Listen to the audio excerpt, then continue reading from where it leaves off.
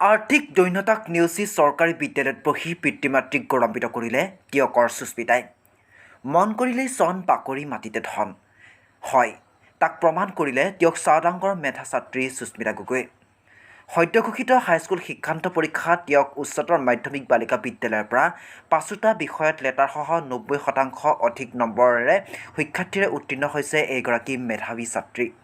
পিতৃ মাতৃয়ে দিন হাজিৰা কৰি নিজৰ সন্তানক যিমান পাৰে সকলো সা সুবিধা দিবলৈ চেষ্টা কৰি আহিছিল যদিও সেয়া পৰ্যাপ্ত নাছিল সুস্মিতাৰ বাবে। অৱশ্যে অভিভাৱকৰ দায়িত্ব পালনত কোনোদিনেই অভিযোগ নকৰা সুস্মিতাই অশেষ কষ্ট স্বীকাৰ কৰি নিজৰ অধ্যাৱসায়ৰ জৰিয়তে আজি এই সফলতা লাভ কৰিছে। আজি হাঁহি বিৰিঙিছে পৰিয়ালটি। সুস্মিতাৰ এই সফলতাত উৎফুল্লিত হৈছে সমগ্ৰ টিয়কবাসী আৰু সকলো আহি শুভেচ্ছা জ্ঞাপন কৰিছে।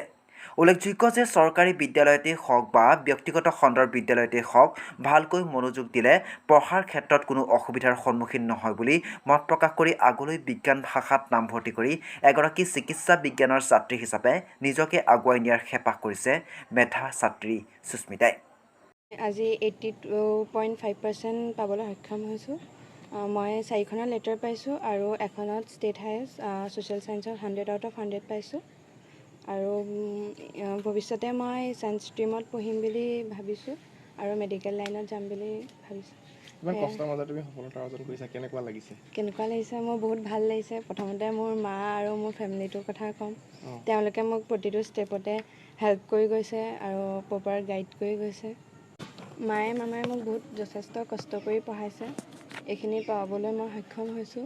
আৰু অকণমান ভাল কৰিব পাৰিলোহেঁতেন যদি মোক আৰু অকণমান হেল্প কৰিলেহেঁতেন কোনোবাই।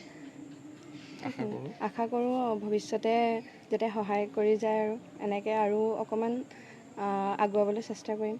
যথেষ্টখিনি অসুবিধাৰ সন্মুখীন হ'বলগীয়া হৈছে, কাৰণ বৰ্তমান মোৰ একো মই কৰা নাই। আগতে কৰিছিলোঁ, এতিয়া ভাইটিয়ে অকলে গোটেইখিনি চাবলগীয়া হৈছে। ঘৰৰ সম্পূৰ্ণ দায়িত্ব তাৰ, লগতে ছোৱালী পঢ়া শুনাৰ পৰা গোটেইখিনি সিয়ে কৰিব লাগে। সি এটা সাধাৰণ ড্ৰাইভাৰ হৈ পেলাইনি গোটেই সমস্ত দায়িত্ব বহন কৰি ছোৱালীজনী পঢ়োৱাৰ ক্ষেত্ৰত বহুতখিনি সহায় কৰাৰ কাৰণে প্ৰথমটো কৃতজ্ঞ তালৈ গৈছে, মানে মোৰ ভাইটি।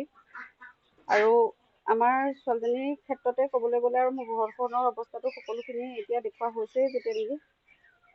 মই চৰকাৰক অনুৰোধ কৰিব বিচাৰিছোঁ, লগতে কোনোবা সদা হয় যোনেই নহওক কিয় তেওঁলোকে যদি সহায় সহযোগ কৰি অকণমান ছোৱালীজনীক আগুৱাই নিয়াত যদি সহায় কৰে, মই তাৰে কামনা কৰিছোঁ।